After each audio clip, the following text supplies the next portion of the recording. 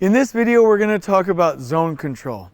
And the reason zone control is so important is because it's the only way to run a project, in my opinion. And I want to tell you that whatever you focus on is what you see, and what you see is what you'll manage. So please stay with us.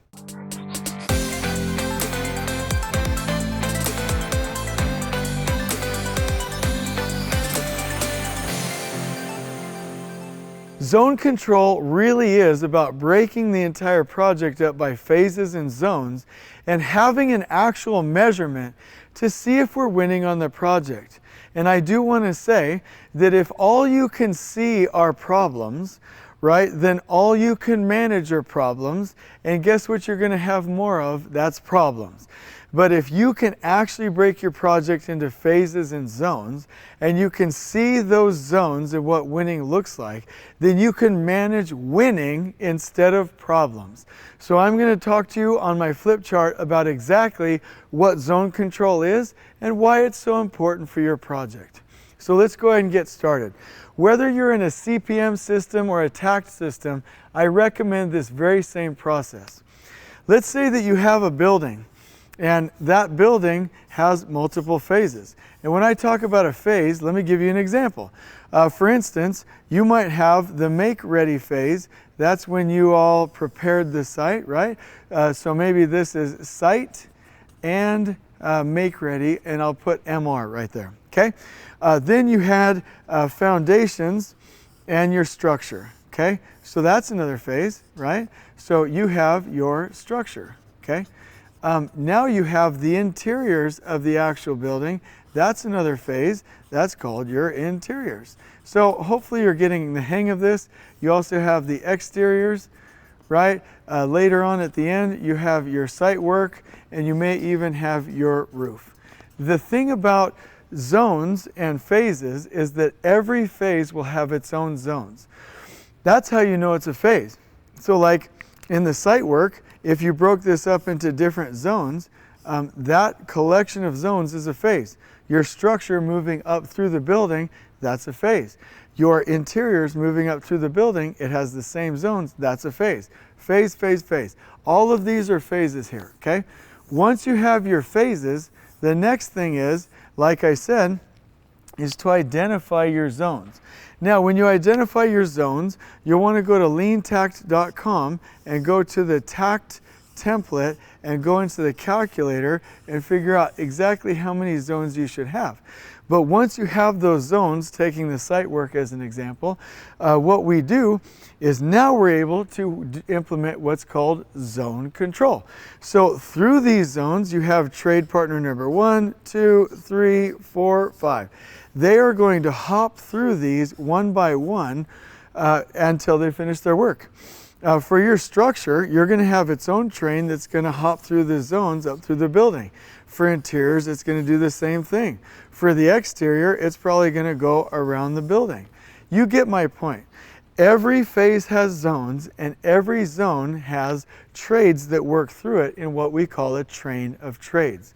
Zone control really is this. It means, and let's just take this sketch as an example, it means that if you have these zones, we are going to track work according to those zones and according to the time that we had in each zone.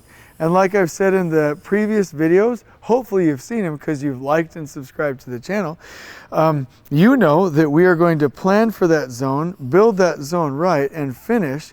Then when we go into the next zone, we're going to plan for that zone, build it right, and finish. Then when we go into the next zone, we're going to plan for that zone, build it right, and then finish. And we're going to keep working zone by zone. That's what's called zone control. The reason I'm mentioning it in this video is because we must have zone managers.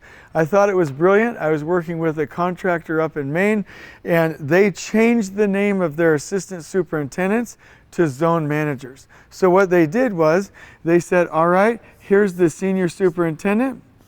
We have 3 functional areas, 3 phases. And so this is going to be ZM1, Zone Manager 1, Zone Manager 2, Zone Manager 3, and those zone managers would oversee that train of trades to make sure they were flowing through their zones. So those zone managers would do a specific thing, and I'll show you exactly in this order. Once the morning worker huddle was done, which again, if you've liked and subscribed to this channel, you'll have those other videos. Once they're done with the worker huddle and all the crews are done with their crew preparation huddle, these zone managers would actually go take time, maybe it's an hour, hour and a half, 2 hours, for a walk. And they'll go talk to each foreman, and I've said a little bit of this in a previous video, and they'll go, let's say the foreman is over here working in his zone with workers over here, right? And the superintendent will go walk and say, hey, can I have 5 minutes of your time? Did you finish the work you did yesterday? Punch it, inspect it right there. Hey, can I have 5 more minutes? Is the area out ahead ready? That is how you prepare, and that is how you finish daily in zone control walks. And just like in previous videos, the zone managers will have their schedule and their zone control maps and take notes in order for them to report in the afternoon foreman huddle. Here's the thing. If you do not finish as you go in zone control, there is 35 additional steps in the process if you put it on a punch list. 35. If you do not plan the next day and have these conversations with the foreman, you will encounter stops and restarts, and it will slow down your production and delay your project. This is the fact of the matter. So once you do your zone control walks and do this, you will now have roadblocks, you will know of handoff problems, and you will know whether the job is flowing. You should take the rest of the time fixing, helping, enabling, and correcting lack of flow scenarios, removing roadblocks, and improving handoffs. Then, in the afternoon foreman huddle, you report those things and you create a plan for the next day that will get everybody flowing again. This is the basic concept of zone control. And so I'll close this video by giving you the rules. The rules of zone control, if you really want to implement flow on your project, are: number 1, always work by zones within the phases. Number 2, we always finish as we go daily with the crew leaders. Number 3, foremen, workers, and supers always plan out ahead daily. 4, no going slower as a trade unless you have a delay and that needs to be accounted with or accounted for with a buffer and you have permission. But no going slower, that's definitely a problem. If you do, raise your hand, ask for help. And here's the key one: no going faster unless you are 100% finished, your work is inspected and signed off, you have taken time to actually finish and train and prepare for the next zone, the next trade ahead of you has agreed to let you in their zone, and it doesn't overproduce or cause waste.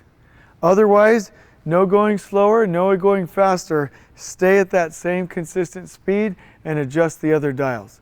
But this is the concept of zone control, and when we take tact planning from just the plan all the way through the meetings and the visuals to this kind of implementation, that is when we will be successful with tact construction. I know you can do this. I hope you've enjoyed this video. On we go.